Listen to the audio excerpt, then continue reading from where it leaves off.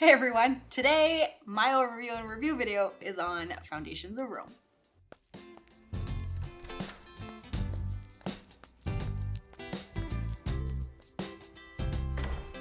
So if you're new here, my name is Krissy, and this is my channel, 2 Sheep, 1 Wheat. If there is a game out there that you would love for me to review, please let me know what that is down in the comments below. Like this video, and of course, subscribe to the channel. So Foundations of Rome, you are an architect, and you are building up a city, and you're doing it with these buildings. So let's go ahead and take a look at the board and see what is going on here. So as you can see, there's a little bit of a setup here to this board. Every player is going to get a tray like this in their player color. We have a board right here. This is going to keep track of all of our points and all of our population. Then we have this right here. This board here is for all of our deeds, and it's going to go through the first, second, and third era. Basically, the game has 3 rounds. Once that's done, you calculate your points, and whoever ends up with the most on this track is the player who has won. But I suppose we should back up a little bit here. And how do we actually play this game to collect any of these points and place these buildings out on the board? So each player is dealt 6 cards to their hand. This is going to determine where these markers right here are going to be placed out on the board. So these are already land that you own. You just haven't built anything on it. So these are the deeds that were for sale that we acquired and we can now build on. We've marked all 6 of these cards with our lot markers in the different player colors that you are. These buildings right here. For the different eras, all the rest of the cards after each player has received 6 cards, you're going to divvy them up equally and just place them randomly after you shuffle them and everything on the 3 locations for the eras. Now for actions in the game, you can buy more deeds, you can construct a building, or you can take an income to buy more buildings. So purchasing a deed, you can take any one of these as long as you have the currency to pay for it. So the first player starts with 5 coins, and each player thereafter gains 1 extra coin. So the game, you do start with coins to be able to purchase any of these deeds. Now, when purchasing these deeds, you want to look for numbers, spots on the board here that are close enough to your other markers to be able to place some of these buildings here. So after you purchase a deed, that is 1 action. It will be the next player's turn. Now, say it is your turn again. For another action, you can construct a building. Now we have a few markers on the board here. There's different ways to build up your city depending on which route you want to go. So for this example, we're going to build up a building. I want more money because for the next action that I'm going to take is going to be an income. So I want more money. The more buildings that you have on the board that have income on them, that is going to gain you more money. So I would like to place this one in this slot because I have 2 right there. That is how you're going to construct a building, and these would go back for a later turn when you want to purchase more deeds. Now let's say my turn comes around again. For the same construct a building action, you can actually overbuild. So I want F6 here. I would pay the $4 to collect this to my hand. You're going to place a marker right here on F6. I want to overbuild on my next turn. I would be able to do that. Now, the only way that you can overbuild is by placing a building that is bigger. I want to gain more money next time, so I'm going to place this building here. This is the Artisan Forum. This is going to take over 3 spots, so I can take over those 3 slots like that. Now, this one no longer will give me money, but I do have this one here now that will give me 2 coins instead when I do my income phase. Now, whenever you buy a deed, all of these get shuffled down, and the next card will come out, the 10 silver spot, so that everybody kind of has a chance to purchase a card if it's still there for sale. Now, as the third action, you can take an income, which is right here on this nice turn guide. So for taking an income, you gain 5 silver plus whatever silver you have on the board. So this would be 2. So for my income phase, I would gain 7 coins. Now I have more money, I can purchase more deeds. Now, something that will help gain more coins and also more more population is building different buildings. So we have these buildings right here. These ones are going to give you population when you build these buildings. So on my turn, let's say I'm going to construct a building. I can place it right here, and I can take back my marker. This is just going to give me 1 population, and it'll bring it down right here. Now, to collect victory points, at the end of each era, you're going to collect victory points, and it's going to be based on the buildings that you have on this board right here. So to do that, as of right now, I have 1 population and I have 2 silver. Now, to collect victory points based off of this, you'll have to build these buildings right here. These right here are civic buildings, and these are going to give you victory points based on the icon and the building that it's next to. So if we wanted to collect victory points based off of the silver that we have as income on the board here, we could place that building right there as one of our actions. Now, at the end of an era, this building right here will give us 2 victory points for our tracker at the end of the era. And if we wanted to collect victory points based off of people, off of the population, there are some for this too. This one here would be 1 victory point per 2 population. So if you had a larger building built on the board, and you could place this here and whatever building it's next to. Now, the thing about this for calculating your victory points at the end of each era and at the end of the game, this will be for every building that it is touching orthogonally, and it doesn't have to be your building. It can be the other players' buildings. As long as you can build it somewhere that has the population, that is how you're going to be able to score a lot of victory points as well. Now, for getting this out on the board, because it is population, you would add that to your population track. Now, everyone is going to build up their board. They're going to be buying deeds, and they're going to be taking income phases. Now, when the last deed for the era has been placed out on the board, nothing really happens. All of these deeds need to go away before you can do the end of era scoring. Now, at the end of each era, once all the cards are gone, every player takes 1 more turn before you do the end of era scoring. So let's go over the end of scoring for era 1 now. So the first scoring is commercial buildings. Commercial buildings are these kind of sandy color buildings, these brownish sandy colors. These ones are with the coins on them, with the silver here, and that's going to give you money. You're going to gain the silver equal to the value on their buildings on the board. Now, you can look here for all of the buildings that you have, or you can see here how much you gain. In this case, you would gain 2.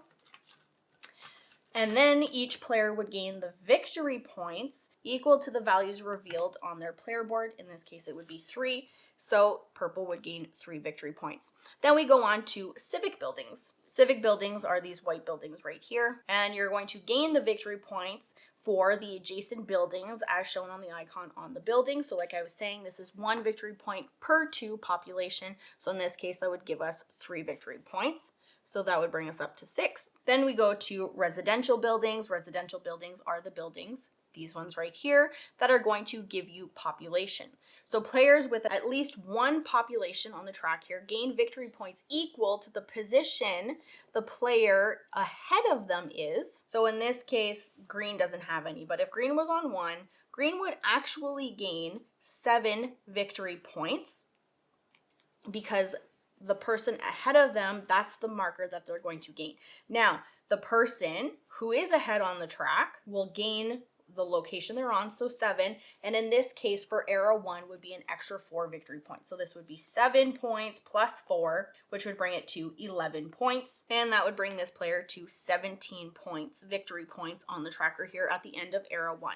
Now, both of the other eras are the exact same scoring, except you get a different bonus here if you are higher up on the track. For era 2, you're going to score 7 victory points extra than your current position, and you're going to score 10 extra points in era 3 at the end of era 3. Now, there is one thing that's different with era 3 here. Now, silver is no longer needed in the game because it's the end of era 3. So instead of collecting the silver that you would normally gain, you're going to gain the number in victory points instead.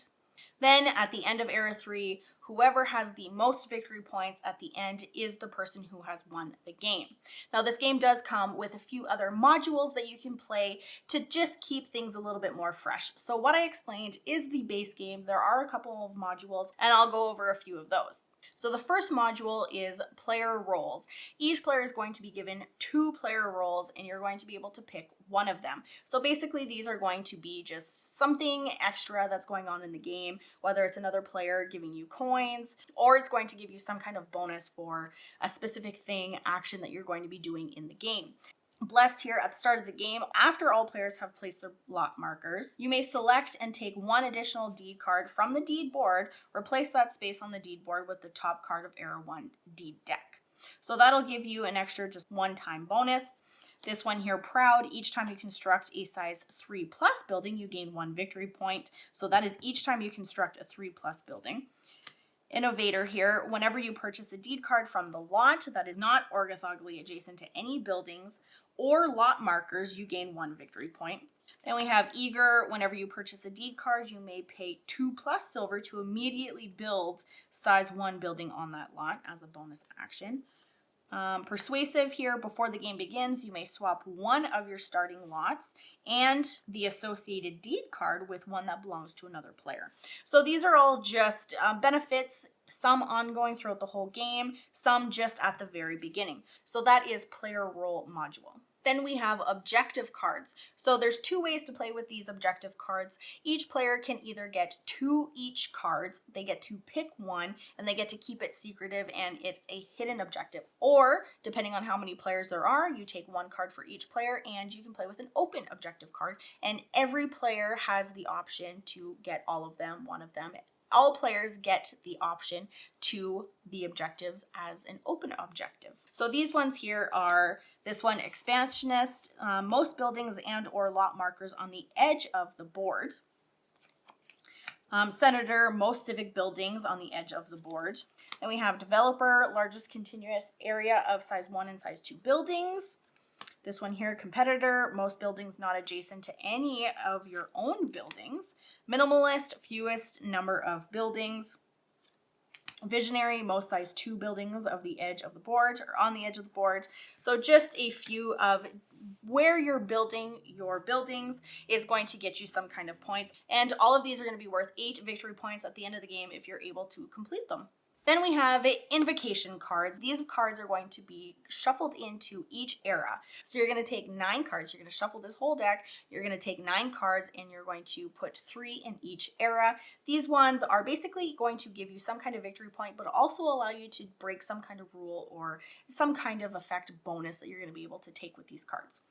So for example, Blessing of Haste, you may discard this card when you take a construction or construct a building action. And this one, you may construct up to 2 additional buildings this turn. Now, when you're discarding it, you're disregarding the 1 victory point as well. But in this case, it will allow you to build 2 extra buildings this turn. Divine Favor, only use this card when playing with the Monuments expansion.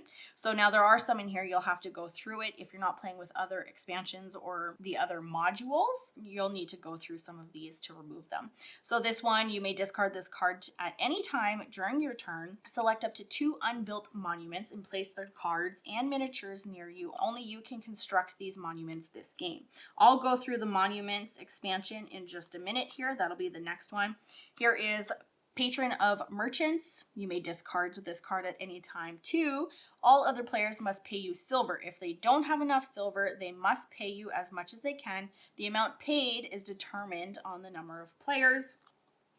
This one, Missive of Glory, this card is worth 3 victory points at the end of the game. So this one is just strictly 3 victory points. It will not give you any other benefit. So Monuments is a bit of a larger expansion. It comes with all of these extra buildings that you're able to build. Now there are stipulations to building these. The way that you figure out how many that you're going to play the game is player count plus 3 extra. So you're going to draw, in this case, I have a 2-player game set up. So you'll draw 5 of these at random, you'll shuffle them, and you'll draw 5 of them.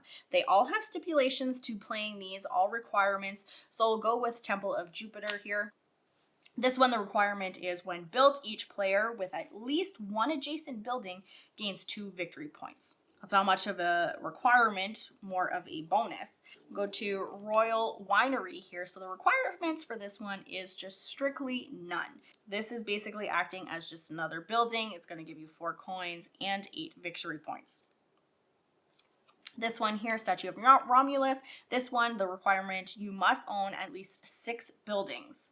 And then for this one, you're going to gain 2 victory points for any building that it is touching. This one here, you must have 6+ on the population track. This one here, you must have 0 lot markers on the board. So all of these, for these buildings, are going to be different requirements Some none, some will be a bonus whenever you place it down, and others you will only be able to play them when a little bit later on in the game when you have an established city. So that is Foundations of Rome. This game is a huge box. It comes with huge pieces. The organization in this game is, that's all it is. This whole game is completely organized in these trays, which is fantastic. Obviously, for the cost of it, you really expect that. The cost is pretty hefty for this game. It is a polyomino game, and it's quite light and simple to play, but the cost, I feel like, is a huge part in this game. And really, for what it is, it's definitely overpriced. But for what it is, because of all of these buildings, you know where the cost is coming from, but it definitely adds to the game, gives it a really nice visual. There's definitely something to be said about miniatures and all of these buildings playing, giving it a nice visual for the polyomino aspect of this game, playing them out on the board. It's really nice to look at. This is a huge box because of all of these huge buildings, and all of the player trays and all of the different ones that come in the different colors, the player colors for you. There's really not much of a setup other than getting the cards ready, and if you're playing with the monuments, then there's a little bit of a setup, but for player wise, there's really nothing to set up other than picking a couple of cards and placing out your markers, because everything comes in these color-coded trays, which I think is fantastic. Organization in this game, if that's something that you look for in a game, this has definitely got it. This box is definitely huge. It does fit in the calyx, which is nice. You can almost not even tell how big this box is. So when we got this game, we did not get the solo and we did not get the 5th player. So there is a little bit of room in our box, but it's nice that the box is big enough so that you can fit all of those things in it, which is really nice because I don't think that I would want another box to go with this box because it's huge. Like you saw at the beginning. I'll show you again. But this box is huge. And I think that it's so cool that they put every single person who backed this game on Kickstarter, their name on the box. I won't show you that one because it's way over there and I don't want to. But it's really, really cool. And something that I really like about the box too, I feel like everything was kind of really thought out about this game. So all the trays, easy to set up, and then the box, when you pull it up, and I've said this before in a couple of my other videos, the box is sideways. You can get at all the trays. You can pick whatever you want. You don't have to take things out of the box because it's not sitting up like this and you have to take everything out to get to what you need. The box is quite literally like this and you just pull them all out, which is really neat, really nice. And I think that everybody who makes a big box needs to make that a standard. I will say that, because taking everything out of there just to get to something that you need is not what I want to do, because that's not something I want to do. So really nice box, which is just something weird to say about a game. The gameplay is fun too. Like I was saying, it's pretty simple, but really adds to it because of these buildings here, which again makes setup easy and also takedown very easy. Now, of course, there's a little bit more separating, but because of the trays, very easy to put away. So because it's polyomino, and you might get a little bored playing this game because it's kind of the same thing. You're just building up these buildings and you're collecting the points over the 3 rounds. So they did add the extra modules and the expansions, the monument expansion right in front of me, so that it kind of spices things up. It makes it a little bit more interesting, keeps you coming back to play the game, and the different ways to play, like the objective cards. You can do it open or you can do it hidden, which is nice. Again, just adding a variety to the game. And as people know, if you're a fan of the channel, I don't usually read the rule books until I make these videos, just to make sure that, you know, Nick is telling me the truth and not missing out on a couple rules that would make me win. I think that's what happens. But I was reading the rule book and I did see that there was an option for a co-op for this game, which I thought was really neat. Haven't played that, didn't even know that that was a thing, so that's something to look into, I think.